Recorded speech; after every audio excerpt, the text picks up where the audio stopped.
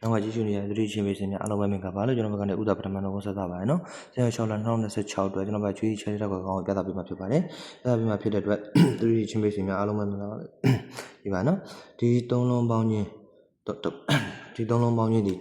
3ထိပ်3ထိပ်ဖြစ်တဲ့ဒီ3လုံးပေါင်းချင်းဒီ3ထိပ်ကို38ခွန်ဆိုပြီးတော့3ထိခဲ့နော်38ခွန်ဆိုပြီး3ထိခဲ့တယ်ပြီးလည်းပြီးတော့ဒီ3လုံးပေါင်းချင်းဒီ4လုံးပေါင်းချင်းက2 5 2ခွန်4လုံးပေါင်းချင်းဒီ6 4လုံးပေါင်းချင်းဒီ6ကဲ2ကဲပေါင်းနော်6ကဲ2ကဲပေါင်း8တလုံးဒီအလဲတိုင်းလေဆိုတော့38ခွန်မှာ38အလဲတိုင်းနဲ့သွားခဲ့ရနော်အဲ့အတွက်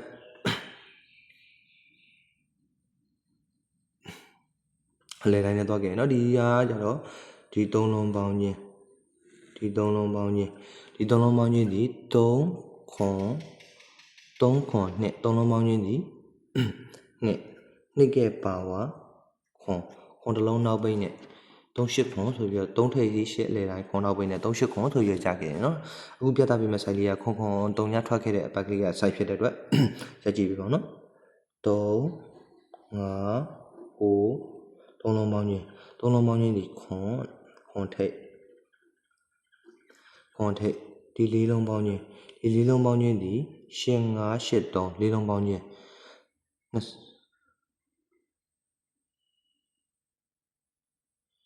3လုံးပေါင်းချင်း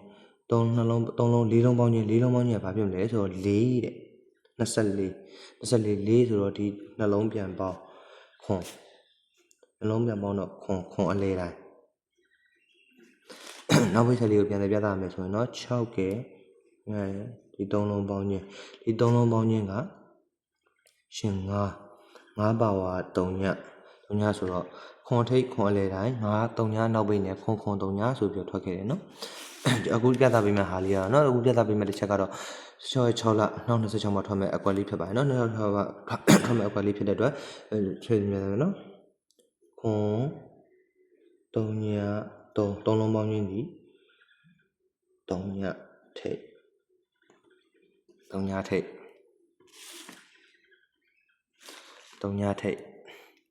ဒီ4လုံးပေါင်းချင်းဒီခွန်9 2 4လုံးပေါင်းချင်းဒီ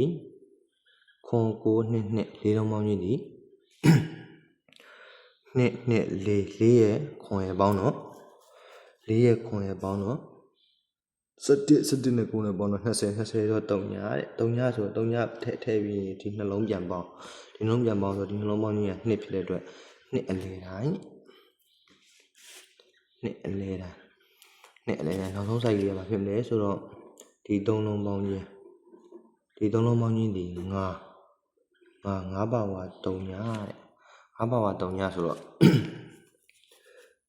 5ပါဝါ3ညဆို3ည2 3ညတစ်ခွက်ထဲ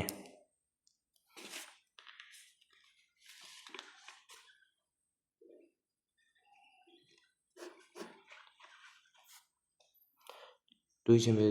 စီများတန်းနေတဲ့မဲ့လို့ကျွန်တော်ဘက်ကနေနှောင်းနေပြီပါနော်သူချင်းတဲ့သူချင်းပေးစီများ